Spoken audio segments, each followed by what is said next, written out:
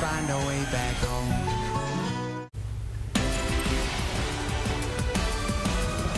This just in, a lot of big press conferences going on, waiting to hear from Luka Doncic with the Lakers. But in the meantime, Chiefs head coach Andy Reid going for a historic three-peat. Here he is addressing the media ahead of the Super Bowl. It's been kind of exciting to have something new like that incorporated in the game, but I'm hoping that, to see if the league got from it what they wanted to. So. Good.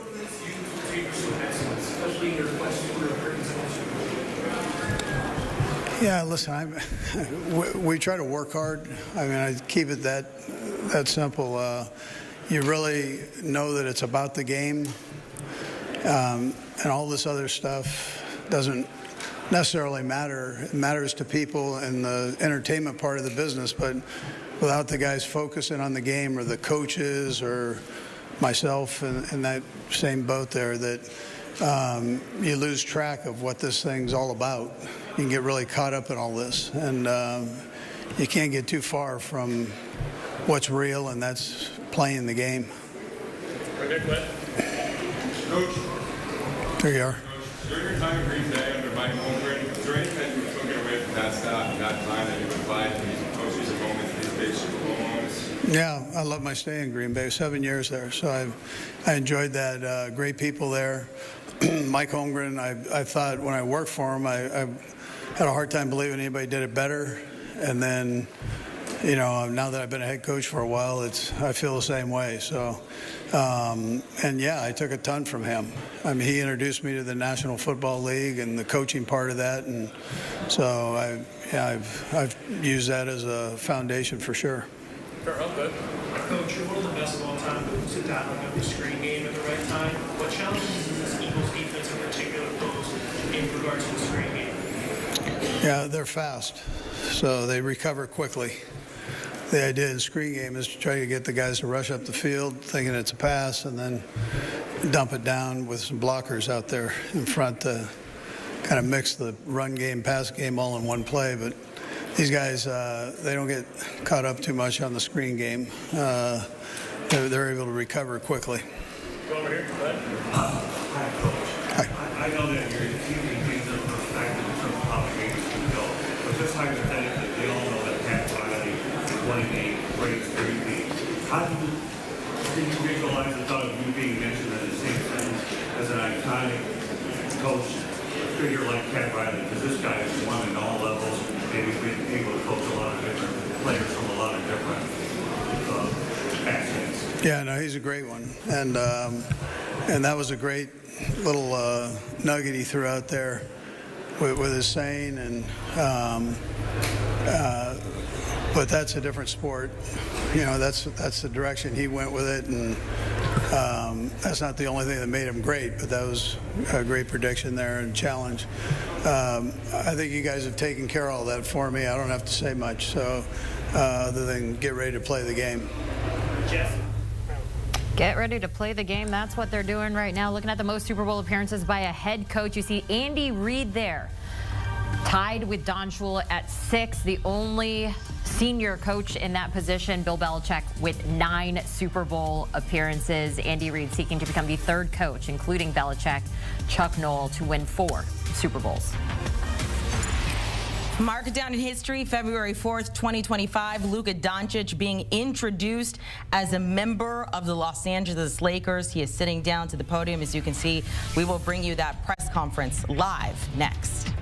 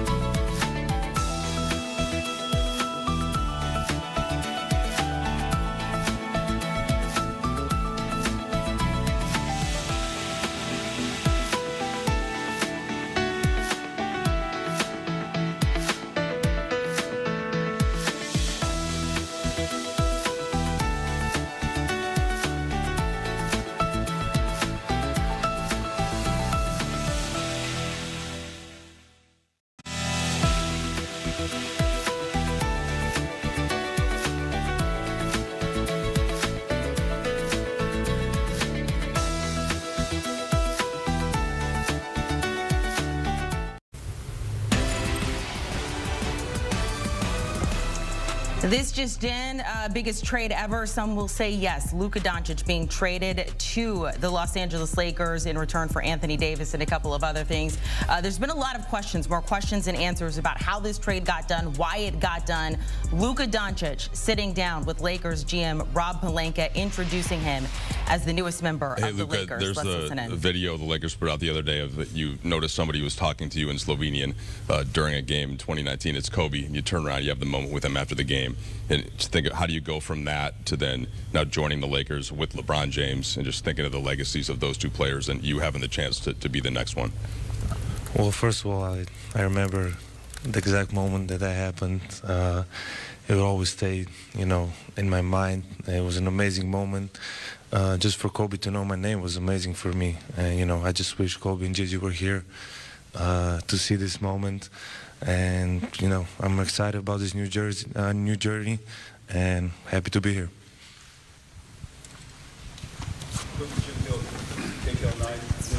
First of all, welcome to Los Angeles. When you walked out, you saw all of us here standing here waiting for you to come. What's your reaction to seeing all of us here to welcome you to Los Angeles? Well, first of all, it's very nice. There's a lot of people here. I don't think there's ever been so many people in my press conference, so I really appreciate all the support. Luka, welcome to Los Angeles. I'm curious, what's your reaction been the last 48 hours to some of the comments coming from Dallas on your way out the door to join the Lakers?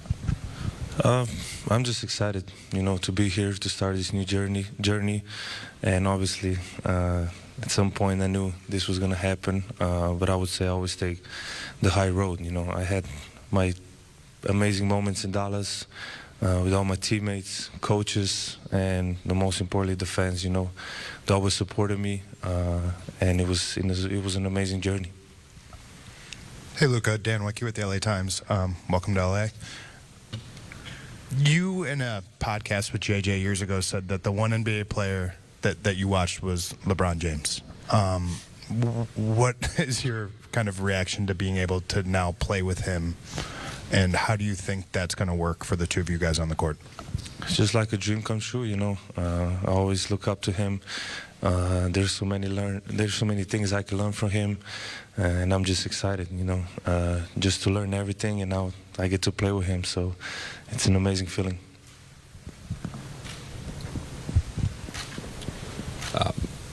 Zdravo, Luka. Jovan Buha with The Athletic.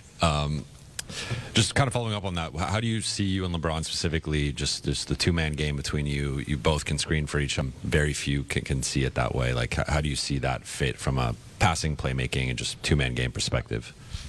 Yeah, I think we both make our teammates better. I think our IQ is very high, so I think that's going to help everybody. But obviously, I really haven't think about basketball much these days. But I'm just excited to work with him. I work every day here, so every day that goes by is going to be better. Luka, Kobe Price, SoCal News Group, welcome to LA. Got one for both you guys. First for you, Luka. I think you even wrote in a social media post that you thought that Dallas is going to be a place that you're looking forward to win championships, staying for your career.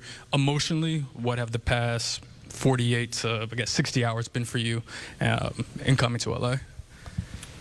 Well, it was hard first. That first day was really hard. I felt like this last 48 hours was 1 month. Like 2 days ago was 1 month ago. So emotionally it was really hard. But every day that like today was much better. I'm just very happy to be here for this opportunity. It's the Lakers. It's one of the best clubs in history, so I'm excited to be here.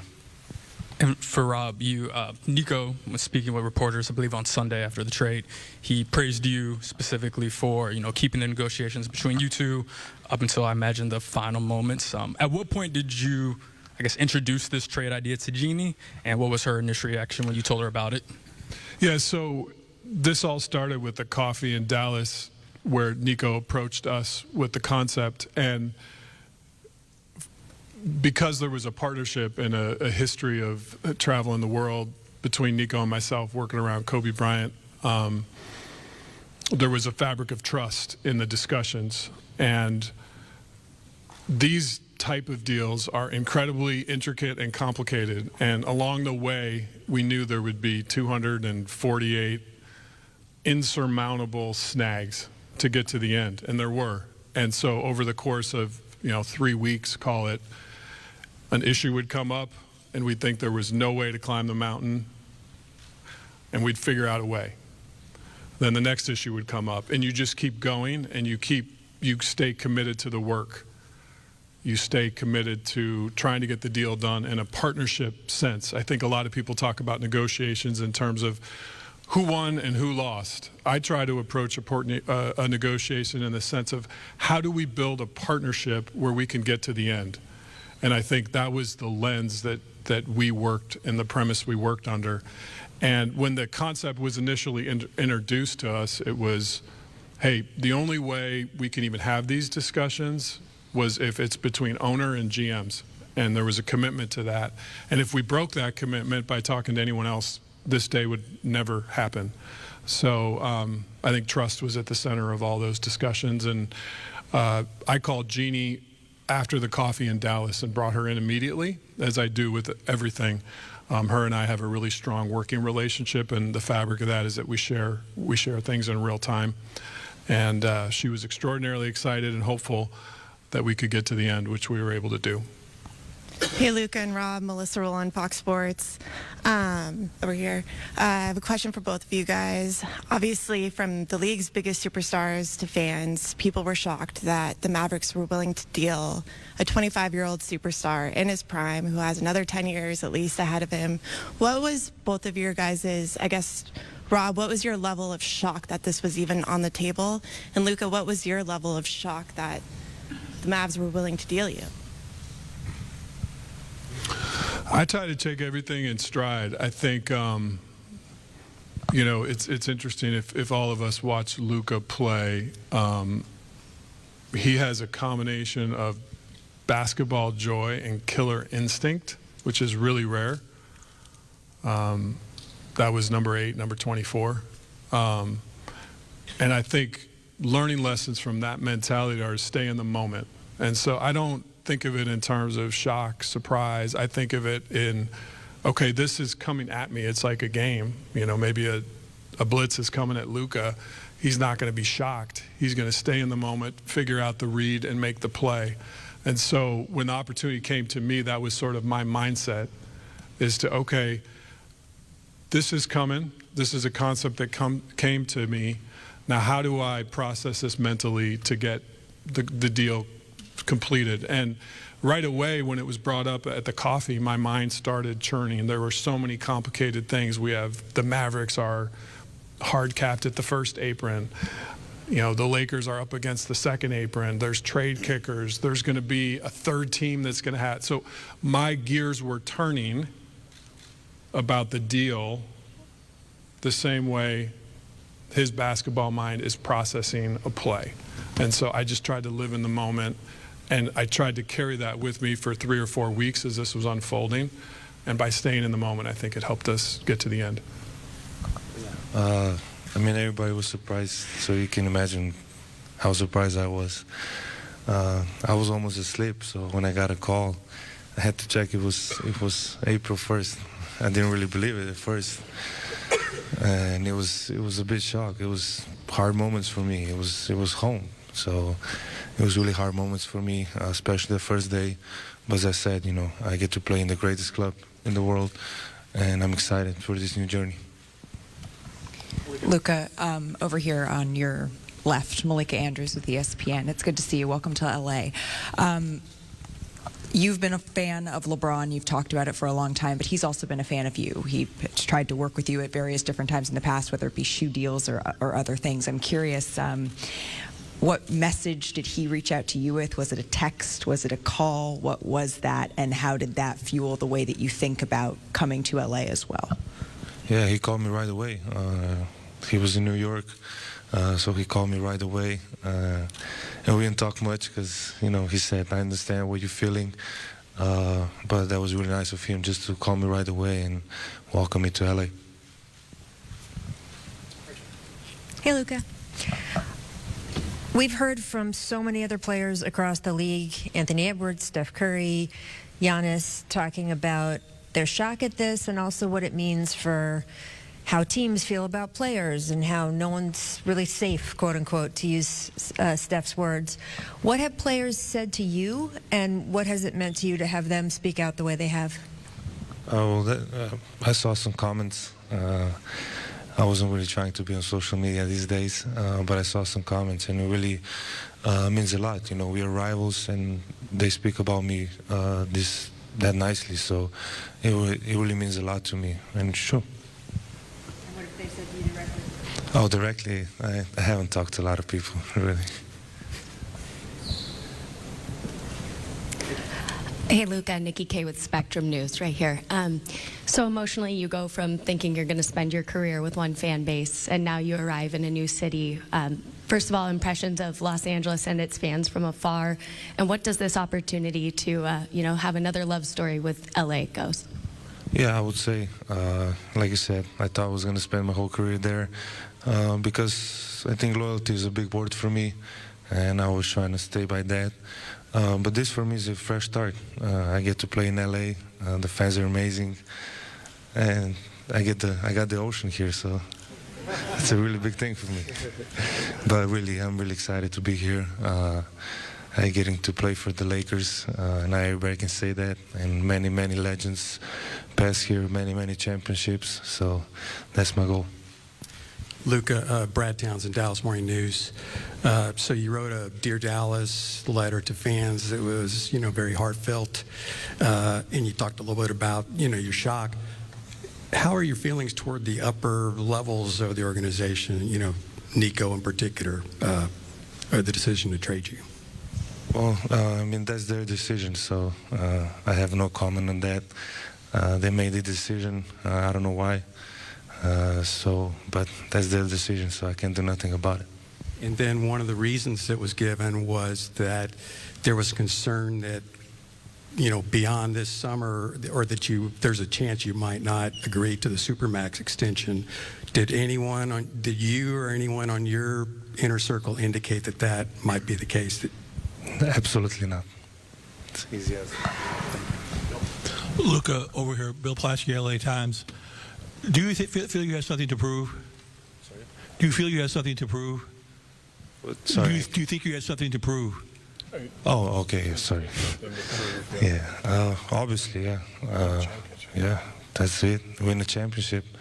You don't come here for nothing else than championship. So I have everything left to prove. So and the goal is to win the championship.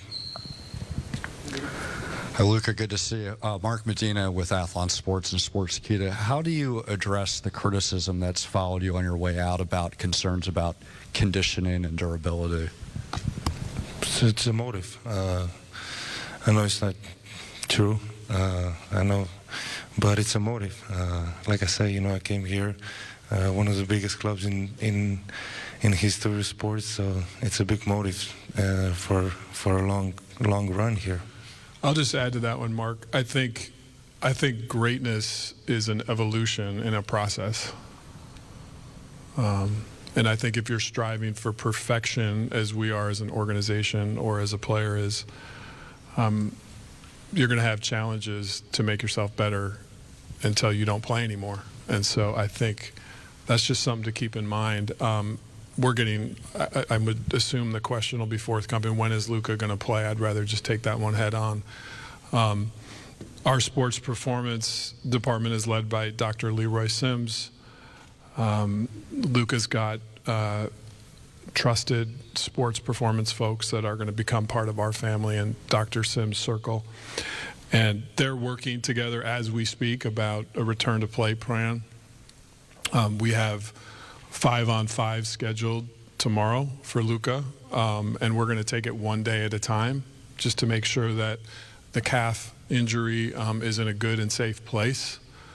So I would truly say at this point he's day to day. We're going to take it one step at a time, but if all those days go well and Luka feels good and confident, he'll be in a game soon, but we're going to partner with him And I should mention, too, his amazing team, who's now part of our family, led by Laura Beth and Bill Duffy and the rest of the folks that are here today. When we make decisions around superstar players, and we partner and collaborate with them, and that'll be our process with Laura Beth and Duff, who are incredible at what they do. And you've been listening to Luka Doncic there. Rob Pelinka, the Lakers GM, talking about the trade that shocked the world. Luka Doncic going to the Lakers. Most points at age 25 or younger, with just some incredible names above him. Luka Doncic right now sitting with 12,089. As we bring in Ashely Nicole Moss, I think that was the biggest thing that we've all been shocked by. Actually, we're going to take a break. Ashely just got here on set. We'll take a quick break and then talk to Ashely on the other side about this breaking news. What we heard, what we learned from that press conference about Luka Doncic going to the Lakers, how his future there will unfold, and how things went down in Dallas.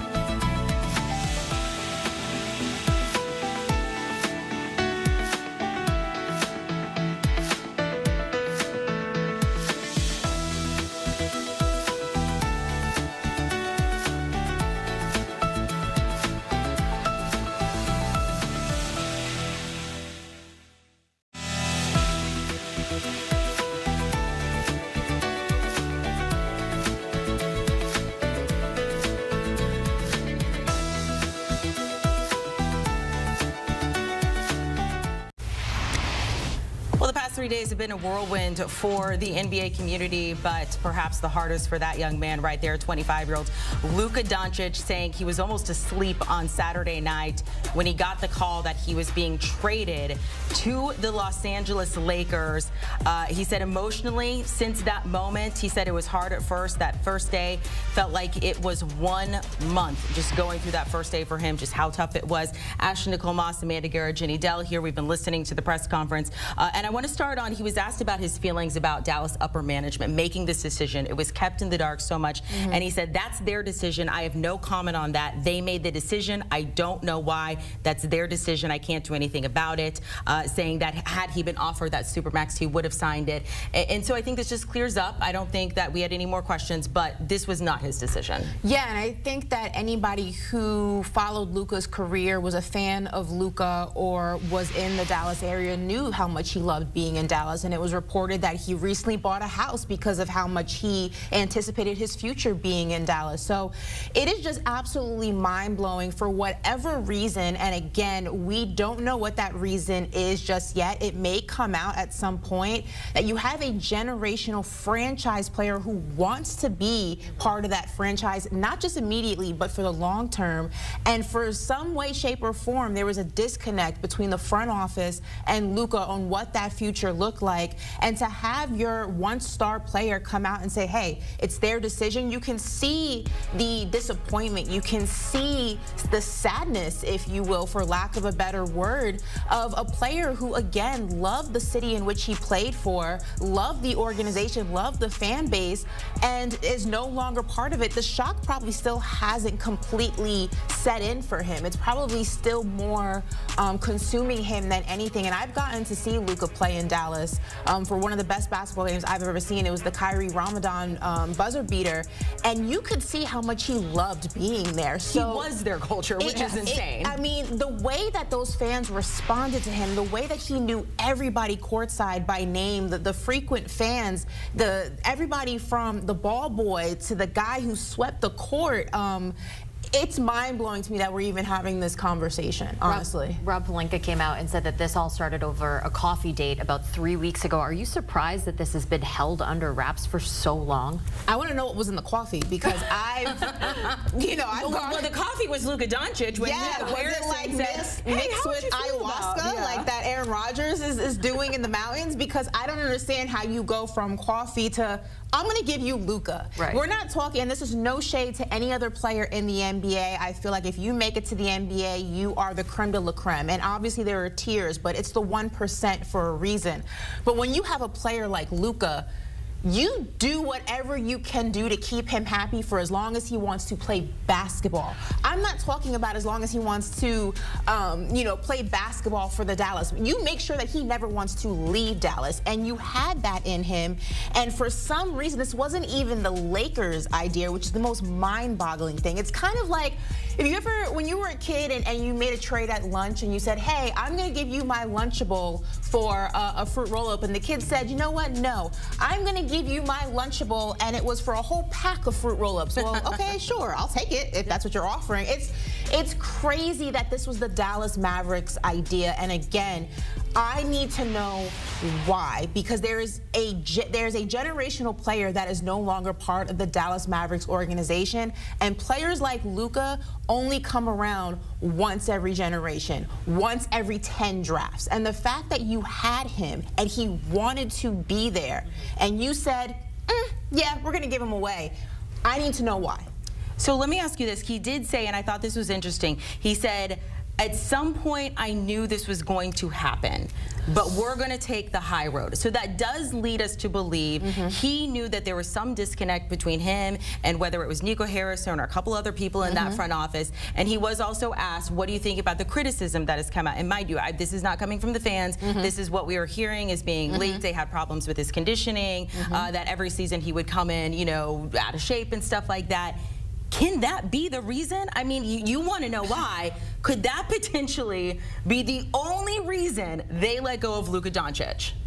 If it is, everybody has to get fired. Like, I understand that when you change ownership and the front office looks different than it once did, there are different ideologies and there are different ways of doing things that the players have to get used to. I completely understand that. It's the changing of the guard. We've seen it. And the old way of doing things is now not the new way of doing things. But that's not supposed to affect your franchise generational player. And the fact that it did is where the problem lies. And I'm not buying what's out there about the conditioning. And this is no knock to him. I'm using him as an example example, because Zion Williamson comes into New Orleans in some way, shape, or form out of shape every single season, and New Orleans hasn't even made a move in trying to trade him. It's been, reported here and there, but it actually has never happened.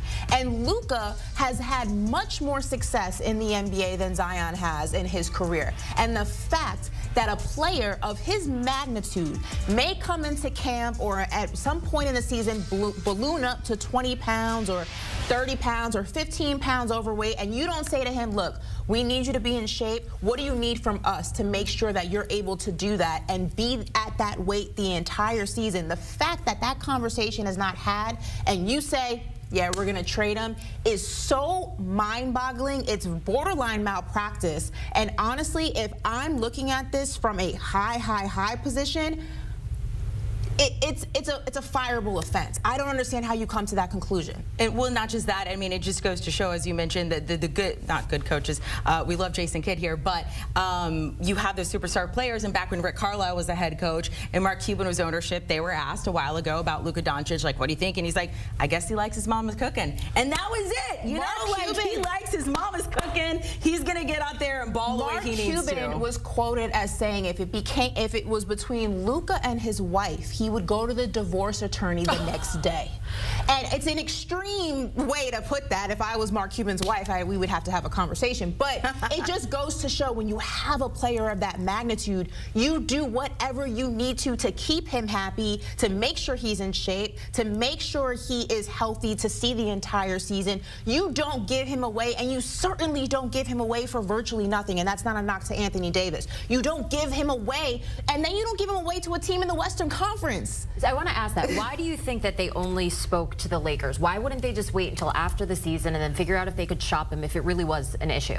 I have absolutely no idea, and I learned the hard way of putting things out there and them not being 100%. So look, again, I'm very sorry. You handled that very well. Even Jordan missed his shots. The high road. Listen, even Jordan missed shots. I apologize once again.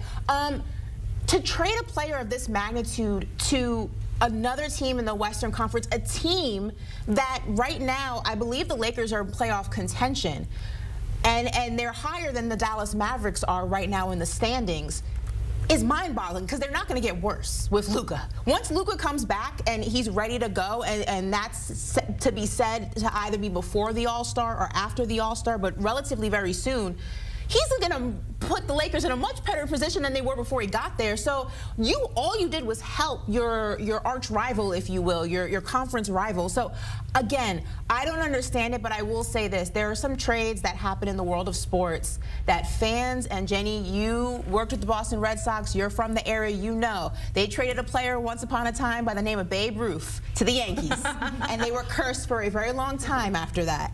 I'm simply saying, I don't want to go ahead and say the Mavs are going to be cursed, but they are going to regret this for a very, very long time, because Luka will eventually win a championship in LA.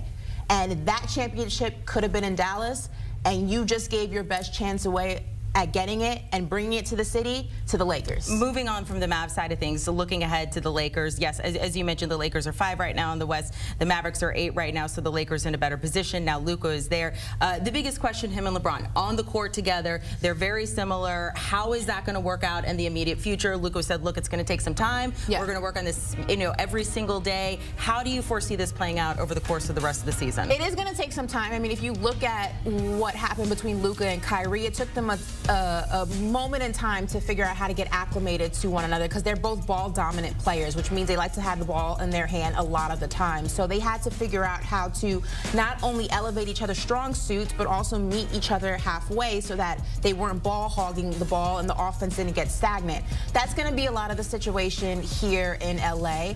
The issue is there's not a lot of time to figure that out. I do think, though, when you have LeBron James, especially at this stage in his career, and I know what people say about LeBron, I actually think that he'd be willing to take a little bit of a backseat to Luka for the betterment of the Lakers and ultimately to achieve the goal of winning. So I don't know if the problem, and I don't want to use the word problem, I don't know if their similarities in playing style would be as much of a learning curve as it was in Dallas. I think the timetable in LA is a lot shorter. The patience in LA is a lot shorter. When you're in a smaller market, and Dallas is a major city, but in comparison to LA, it's a smaller market.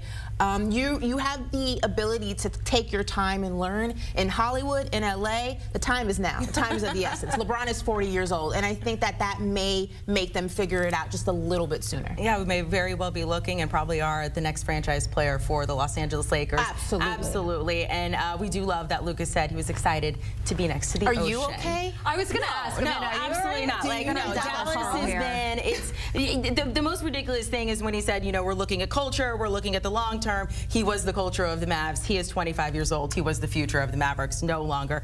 Congratulations to the Lakers. Ashely Nicole Moss, lots to talk about.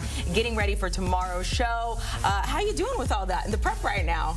It's a lot. A lot going on. You can watch it by scanning the QR code. Ashely Nicole Moss, the host of her show Triple Threat. Well, we're just 5 days away until the Super Bowl. Both these teams trusting their rookies to play meaningful roles, and they certainly have delivered. How these championship contending teams were built. That's next.